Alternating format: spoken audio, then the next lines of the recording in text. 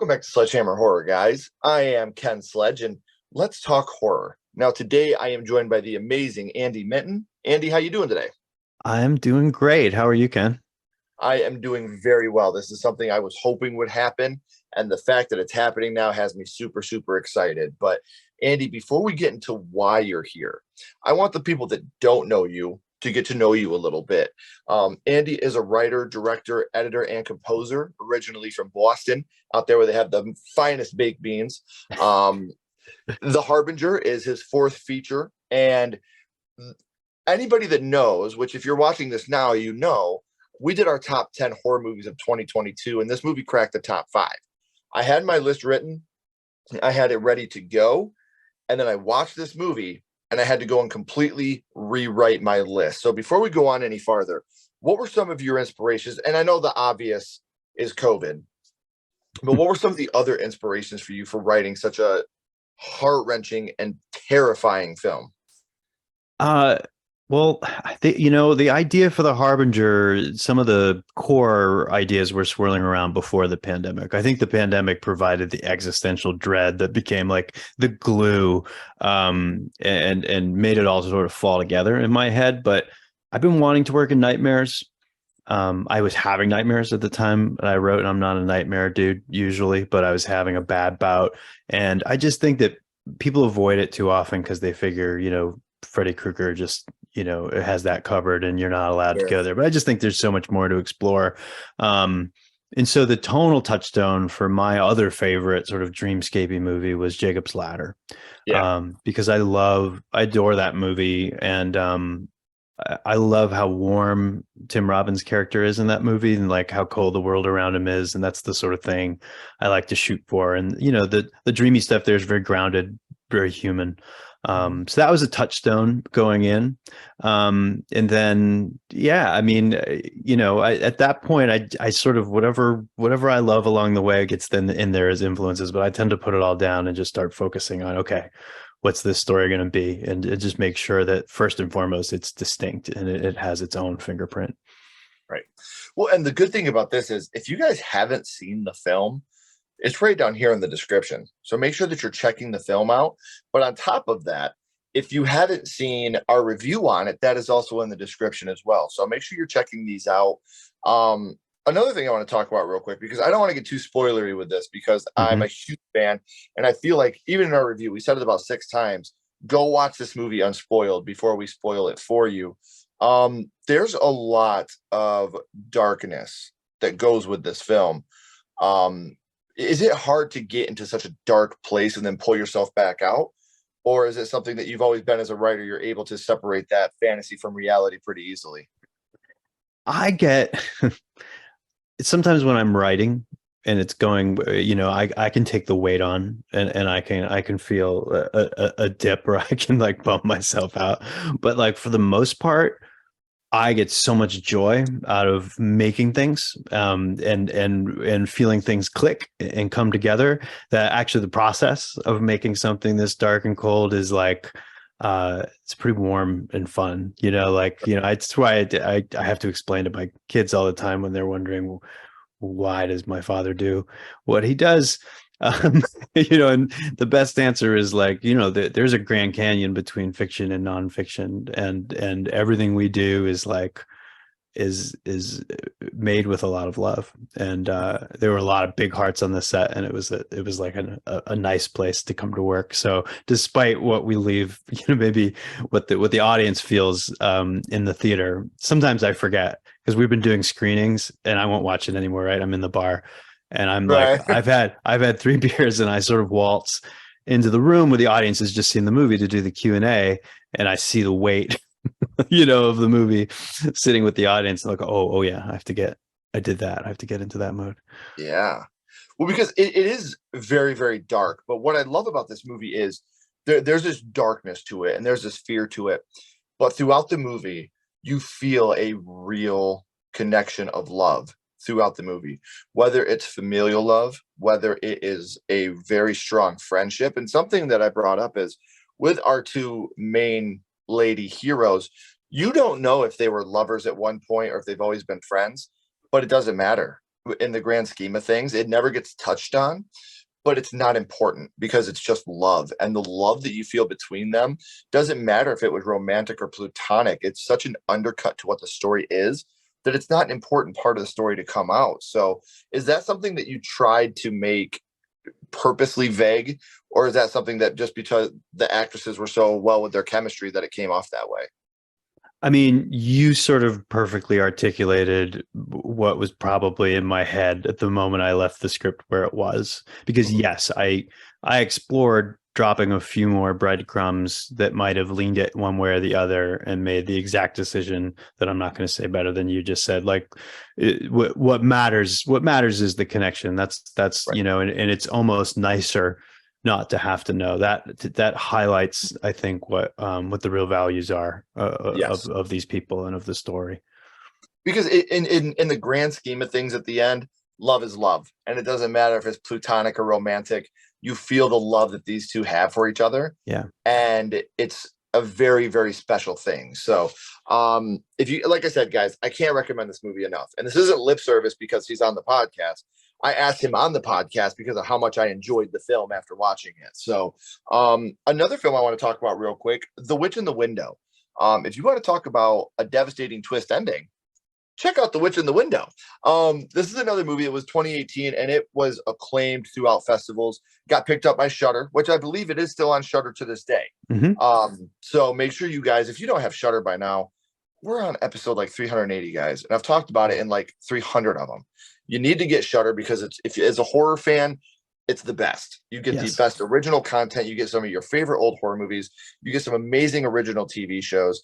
And a lot of the movies that I've watched for the first time that I completely fell in love with, whether it was The Witch in the Window, The Dark and the Wicked, these are all movies that Shudder picked up and distributed out to us. So, what was the difference between making a movie like The Witch in the Window as in comparison to The Harbinger? They're both very dark, a lot of familial and, a lot of love to go along with the stories, but they are two completely different movies. So, what is the difference between working on two different horror films like this? Well, it's Witch in the Window was shot in Middlebury, Vermont, which is where I went to college, and it's like I've taught there a few times, and it's sort of my happy place. And it Mhm. was like spring, and it was sunny, even though the script did not call for sun. There it was. So Right. it was like I was in a very comfortable environment on a mostly one location, with a lot of freedom to drop anchor, and we had this sort of warm, sun-drenched environment, even though we were doing this, this haunted house movie. It felt it was nice, and that movie has a more lyrical, omniscient die. Yeah. It is, so we were like on the rails a lot more, on dollies. It glides. It sort of has a different music. And purposefully, with making The Harbinger, it was about sort of breaking that process down for a more jagged film. Mhm. That was echoed in where we went, which was the opposite of my happy place, which was Binghamton, New York, which was cold and snowy. And God bless Binghamton, but like, yeah, for Binghamton in February is Not hard. fun.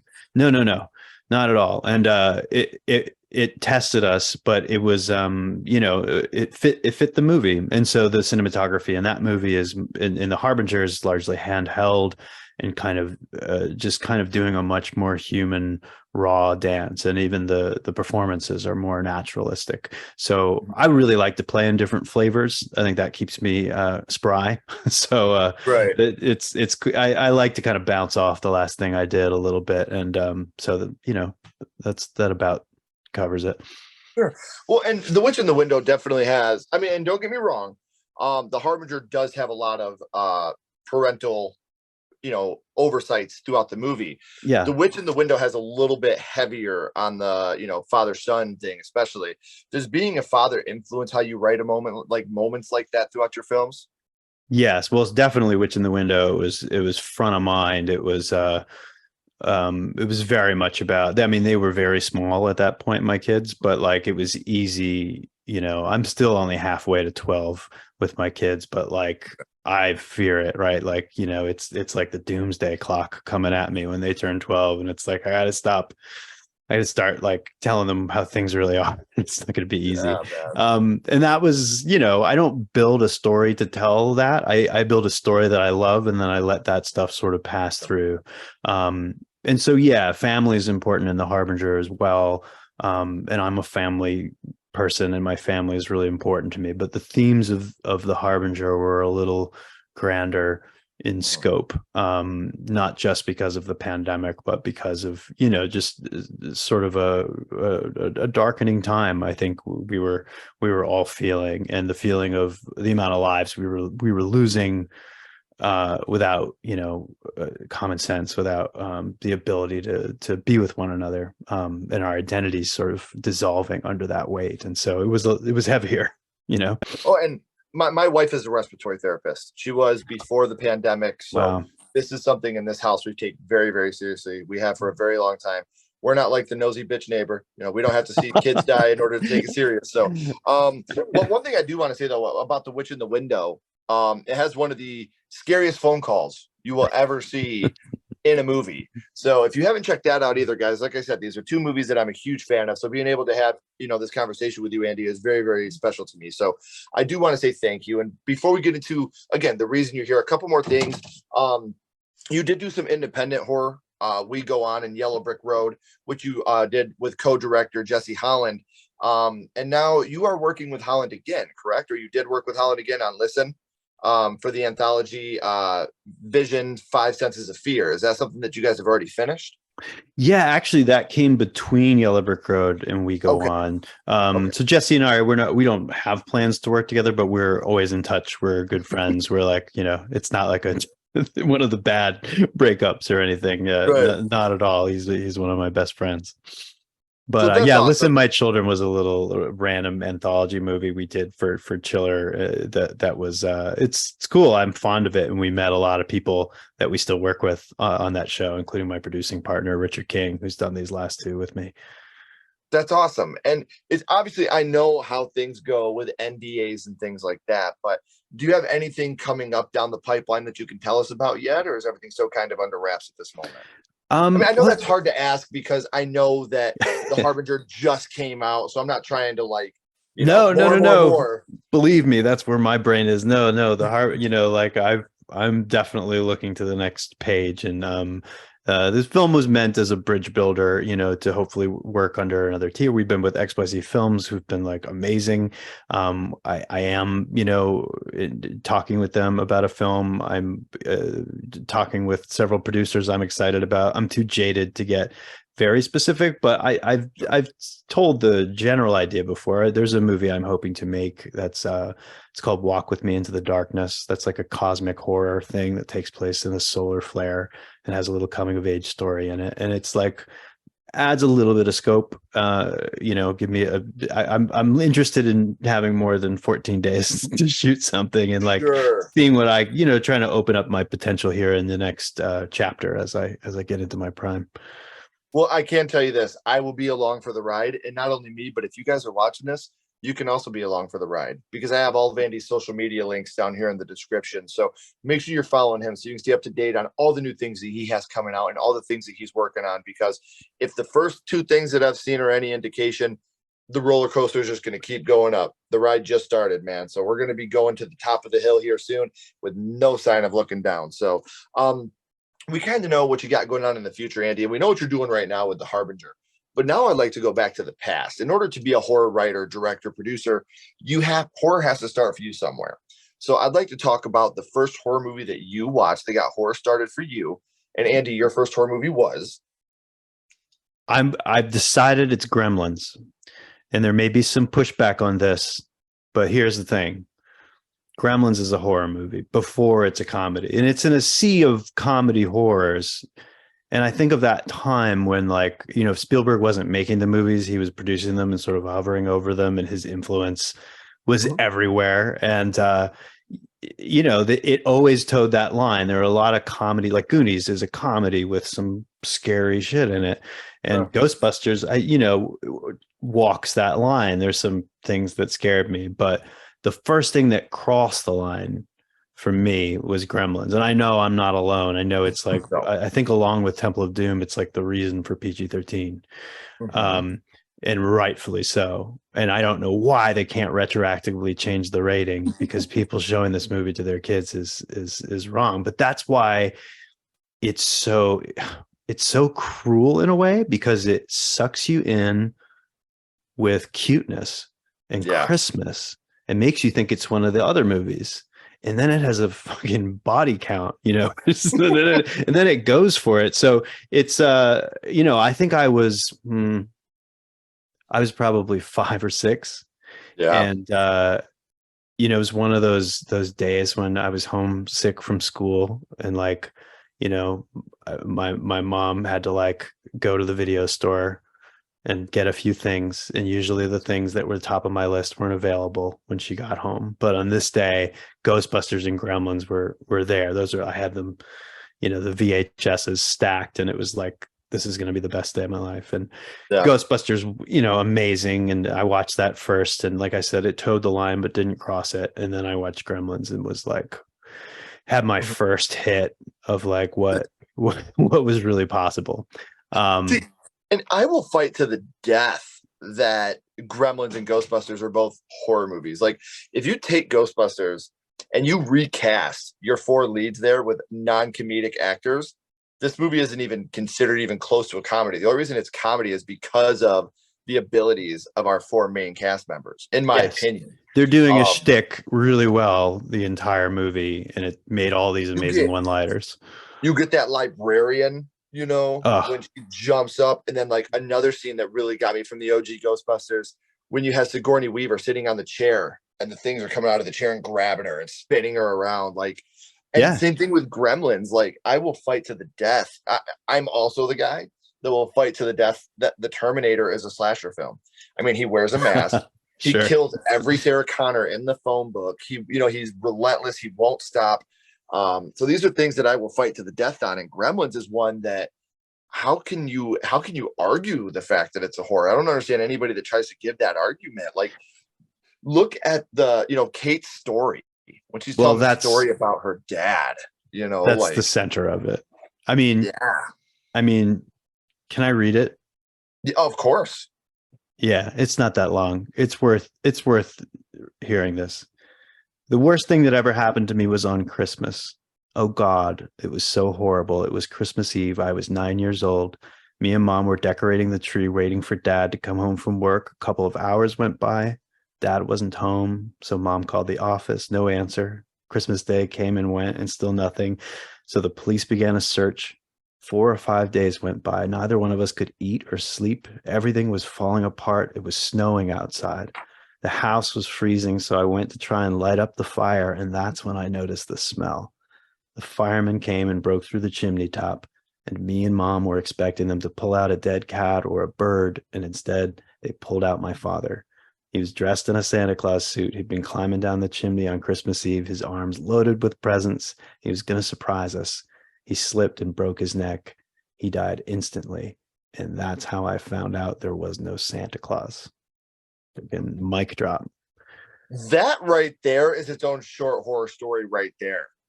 Like, look, I get the That, fact that you could say Gremlins is a comedy when you have the moments like, the Gremlins outside Christmas caroling and stuff like that. Those yes. moments last for 5 seconds. This moment is so damn heavy that even as a young kid, it sticks with you so hard.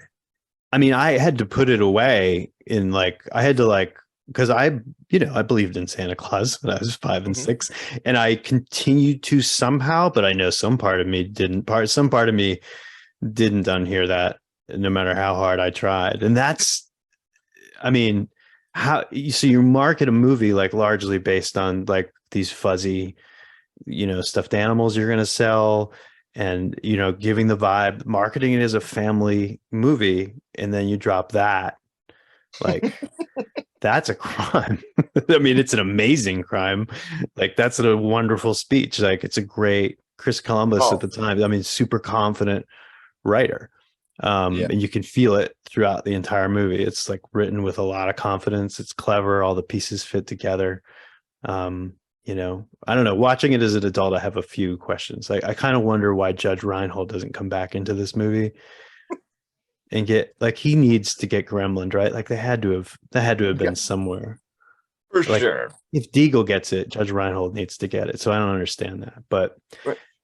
I just think it also has just a few perfect horror set pieces, right? I mean, it has that "Do You Hear What I Hear" Mhm. scene with the mother, where in the microwave and the blender, like that is just perfect. It Yeah. holds up perfectly because it's so practical, and all the effects, all like the egg, like the gross slime on everything, and the eggs, and the eating the Yes. chicken and close up with their little gizmo mouths, and like it's just amazing.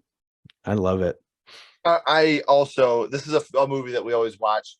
Like our three big Christmas movies, like the ones we watch with the kids, are always Gremlins and Krampus, and then Ashley and I will always watch Black Christmas '74 together. Like that's the one for Yes. us. But Well like, played. yeah, it's one of the. We always have our holiday horror movies, like Father's Day.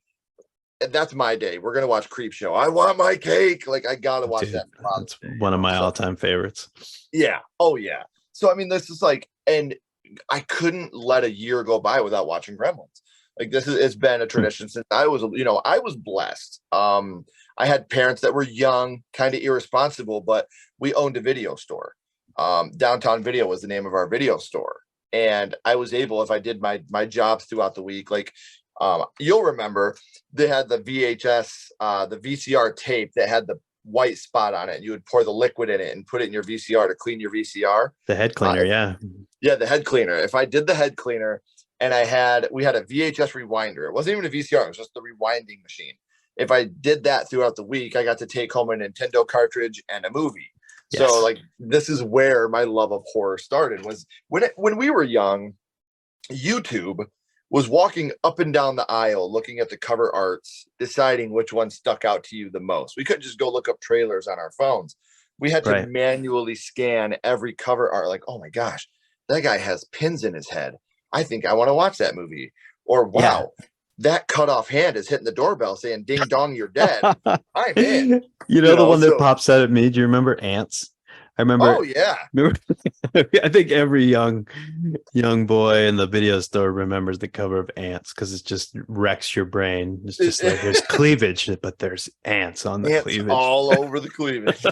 But yeah, it is amazing to go back and rewind and think about, going to the video store and picking these movies out, and a movie like Gremlins, it was the one that every Christmas we would always grab. That was the one that we always made sure that we grabbed and took home, and I pass that on to my kids, and I hope that someday they're blessed enough to be able to do that with their families as well. And um, you're right, when you think about, this movie was PG at the time, and the big three for me that were PG that always hit me the hardest were Gremlins, Poltergeist, and Tourist Trap.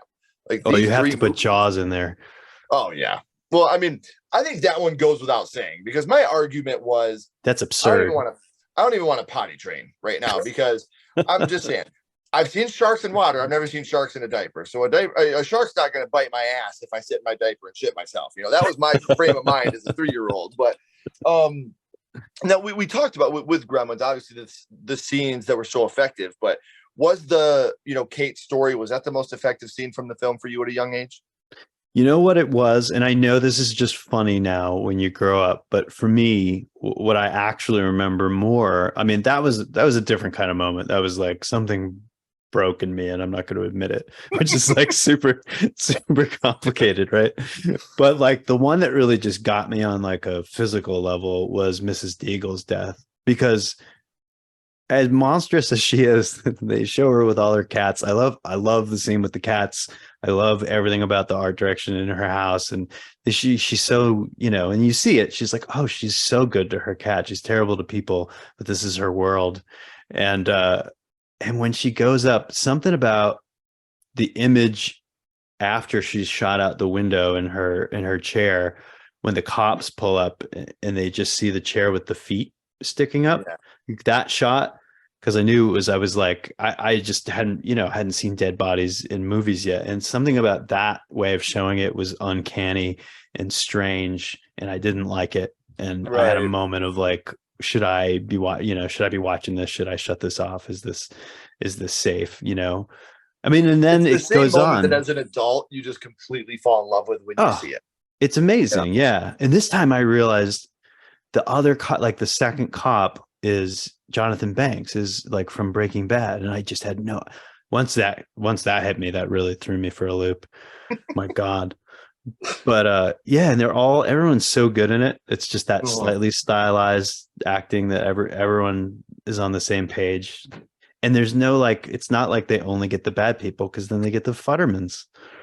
And I guess maybe Mr. Futterman gets it for like being suspicious of foreign parts. I guess there's something going on in the movie sort of about like Americans don't get it. And Right. maybe he exemplifies that. But Mrs. Futterman, oh, come on, that's a nice lady. She's innocent. She didn't deserve the plow. 100%. 100%. Well, I mean, and the thing about this movie is obviously we got a sequel out of it, not a bad movie. I like Gremlins 2 enough, but um the big thing right now in Hollywood obviously is the remake, the requel, the sequel, whatever have you. Would you like to see Gremlins remade today, or is this a movie that you just think should stay where it is? Oh, God, I don't think. I think it works just as well. I don't like. I try and stay open to that thing because I don't want to be like a purist or a curmudgeon about these things. And there's times I've completely shaken my head, like Candyman. Like honestly, when I heard they were doing Candyman, I was like, oh no, because oh God, I love that movie. And then I saw it and was like, oh great, yes, I'm glad they did it. This is different. I can separate this in my mind, and I appreciate what this is doing. So I should be open to it. I know if they did it, I would want it to be all practical. I think that would have to Practical. be an absolute rule. If they weren't doing practical, Yes. I think I think social media would probably erupt in their faces anyway if they announced they were doing CG Gremlins. So yeah, I'd be open to it, but I don't think they should. I think if I had to go one way or the other. Yeah. And I agree with you about being practical. I mean, you look at my top three favorite practical effect movies, especially from growing up, were Nightmare on Elm Street, The Thing, and American Werewolf in London. Yeah, And you look at the Nightmare on Elm Street remake where they CGI the wall, or you look at yeah, American Werewolf in Paris. You don't have to, but if you do, you can see all the yeah, nasty CGI.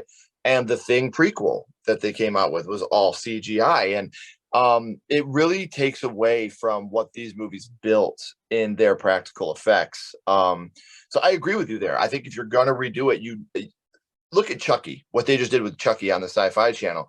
A lot of the puppeteers and the green screen work. Give me that 100% of the time. yep, I will take that 1,000 times as somebody that grew up in the 70s, 80s, watching those movies. I appreciate practical effects and all the hard work that goes into makeup effects and everything that comes along with it. Those are jobs that people have. Those are their livelihoods, and they make it look so fucking good, man. So I've always yeah, thought of CGI as the salt and pepper that goes on your practical potatoes. If you want to yes, use it to spice up your potatoes a little bit, yes, that's fine. But please don't use the salt and pepper first and then put the potatoes in after. It doesn't yes. make any sense. Um, so we talked about obviously some of the movies that affected you the most and some of the movies that you've done that have affected me the most. But real quick, my buddy Ghostface is here, Andy. He has a little question for you. What's your favorite scary movie, Andy? What is your favorite horror movie of all time? The Exorcist. Oh, okay. I know, I'm on a big bandwagon with a bunch of people waving the Exorcist flag, but it just is. It's just, it's my favorite movie of any genre. I see it as this perfect thing. I love it.